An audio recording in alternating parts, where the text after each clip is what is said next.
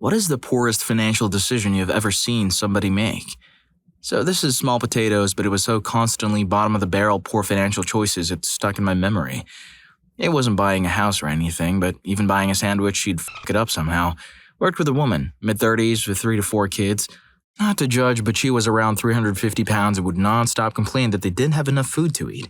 Wouldn't budget for groceries and then would drop $25 at a gas station for one meal's worth of garbage. Her husband was getting fast food lunches every day. Well, they couldn't afford food for the kids, so would just feed them popsicles. I grew up poor but fed. It's not a happy food, but a carton of eggs and a bag of rice cost as much as popsicles and we'll feed them for a few days. Solid chance she was just full of crap on that. At least I hope so, honestly. She saw a show she thought her husband might like, so she went and bought all the season's box sets that day. She subscribed to every entertainment magazine I've heard of. Expensive phones and phone plans, full cable package. Apartment was more than they could afford by a long shot. 1 month they were super behind, so they borrowed money from his parents, her parents, and a coworker. I don't remember the numbers, but to get the idea, let's say she needed $1,000 for back bills. $1,000 for that month's bills and borrowed $3,000.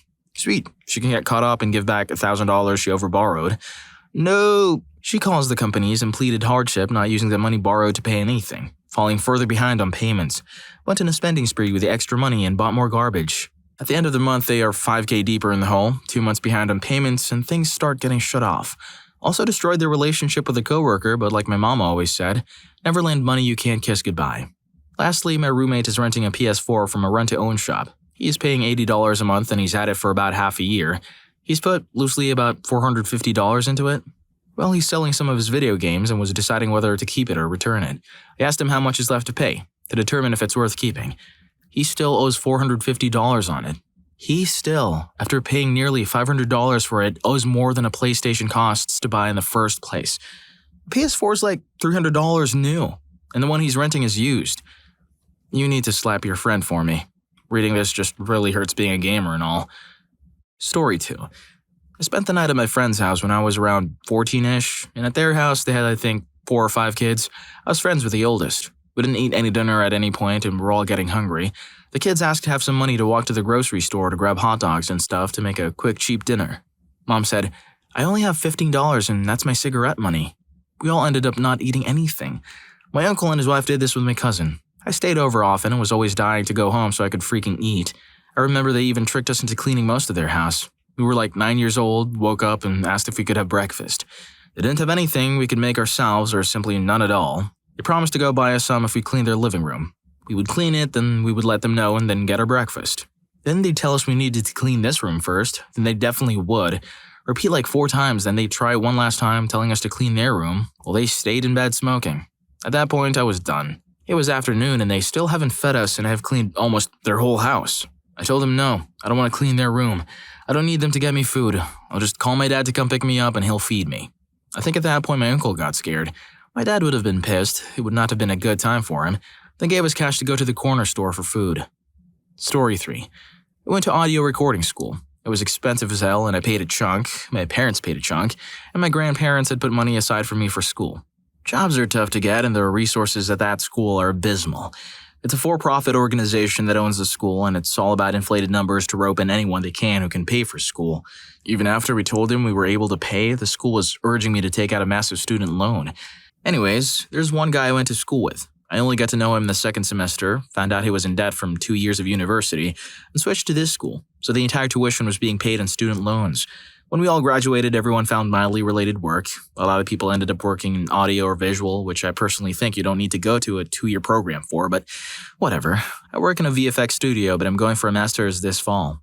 This guy worked part-time in a kitchen for 2 years after graduating. Instead of trying to put money aside to start chipping away at this crazy student debt, he takes out a line of credit from the bank to buy a brand new Mac, decked out. It was like $6,000 or something. He only got it because he was feeling pressured to have good gear for an audio setup. The thing is, he also never really thrived in school. Never finished a lot of assignments, didn't really get good with recording equipment. He just floated through.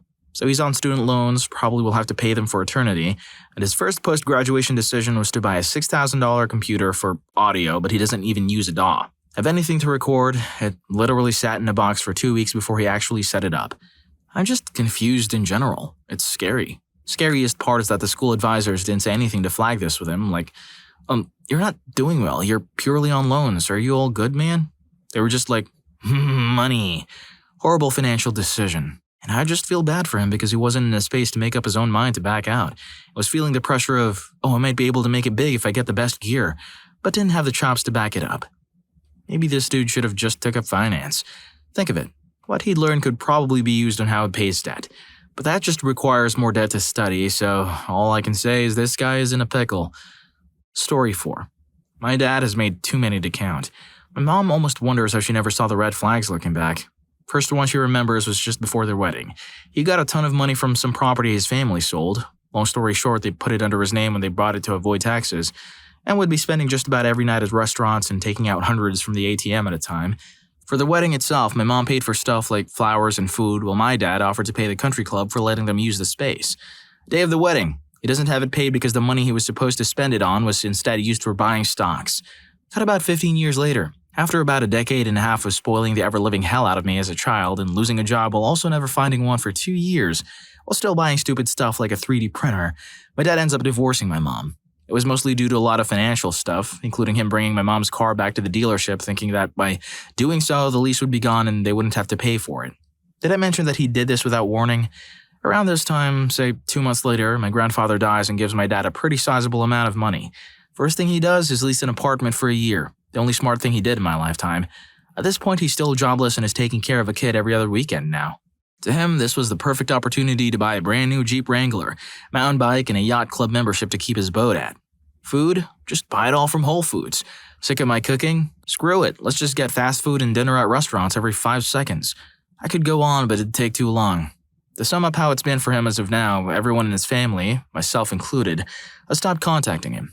From what my mom has said from his Facebook updates, he's currently living out of his Jeep that is now uninsured.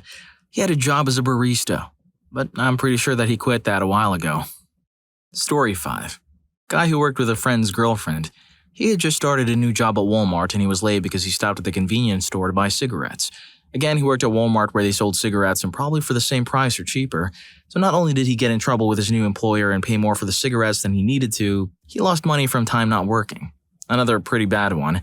When I was a kid, my mom and her fiancé decided to buy some land and build a house on it. They couldn't afford to buy a house right off the bat, so they bought a crappy trailer home for us to live in until they could put some money together for a down payment.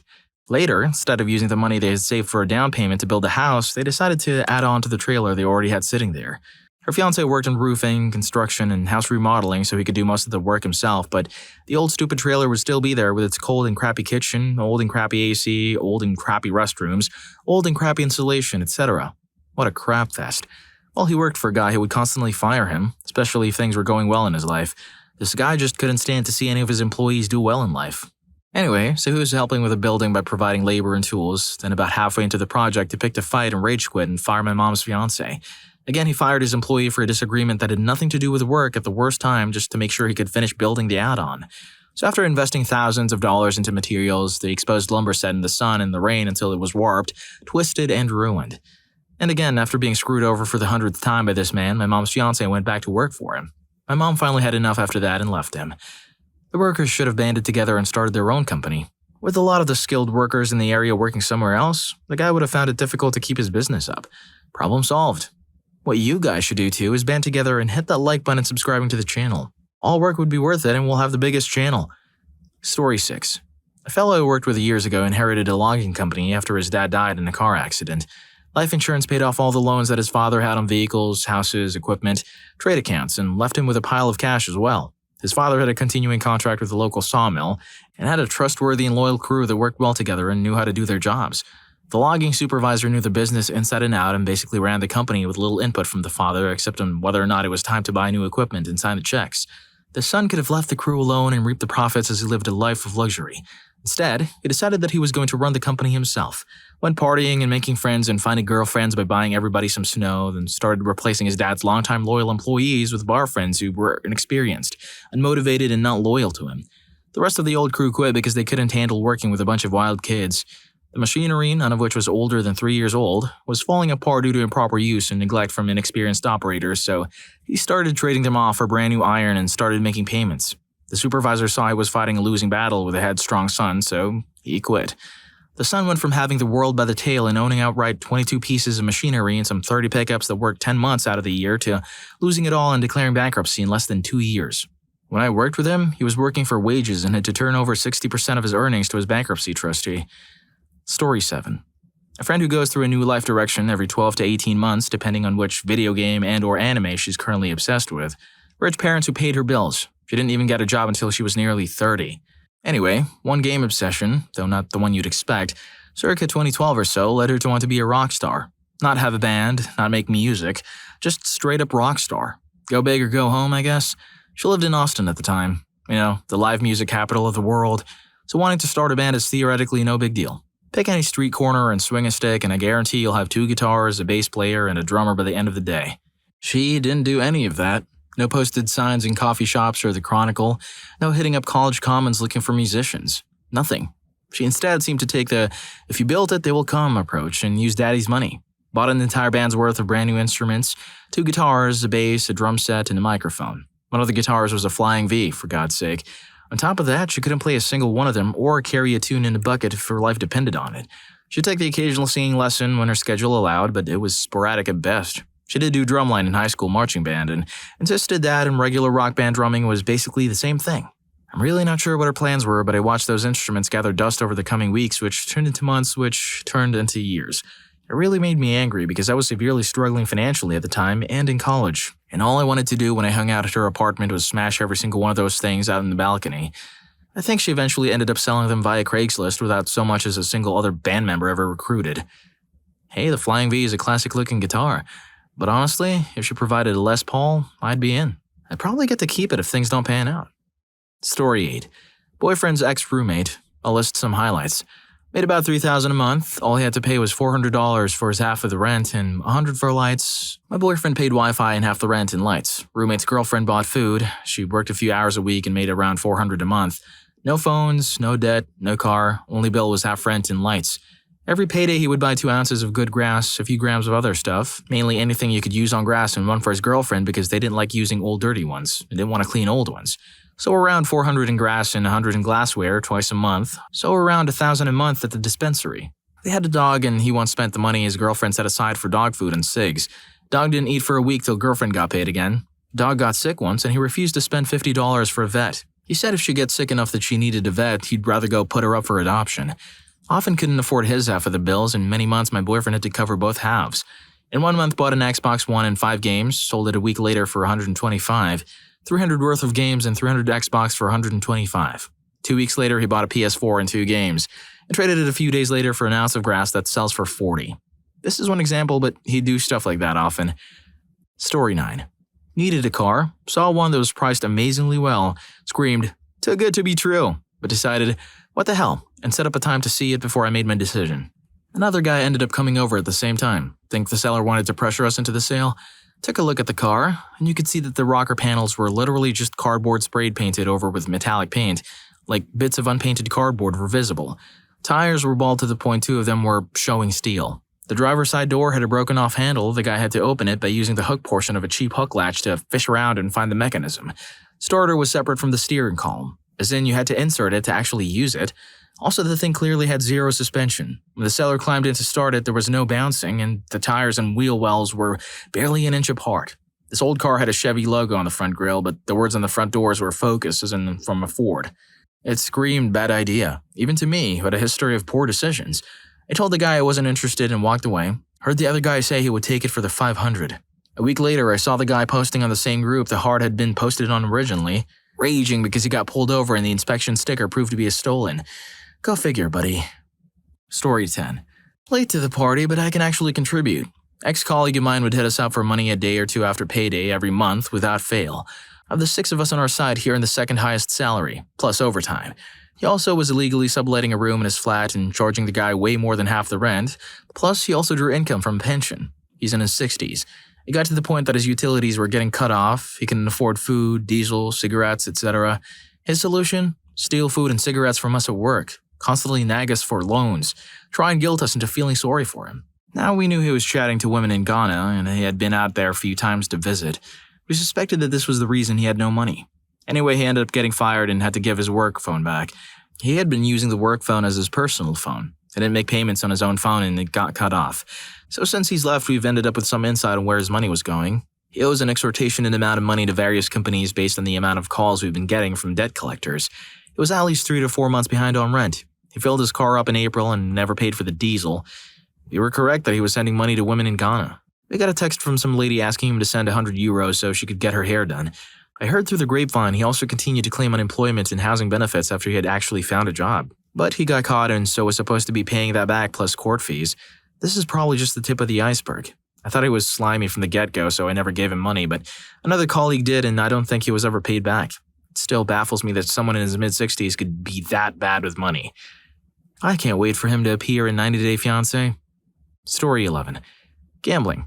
After graduation, I entered a manager in a training program for a large company and was sent to a location in a casino town. The GM, my new boss, welcomed me by taking me to the boats where I got to watch him lose $500 playing craps less than 2 hours after pulling into town. He went to the boats every day.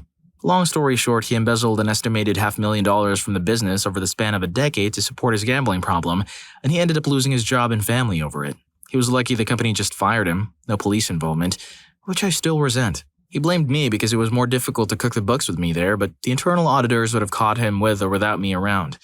He ended up working for a competitor, and I had to see him at industry events every few months, which sucked.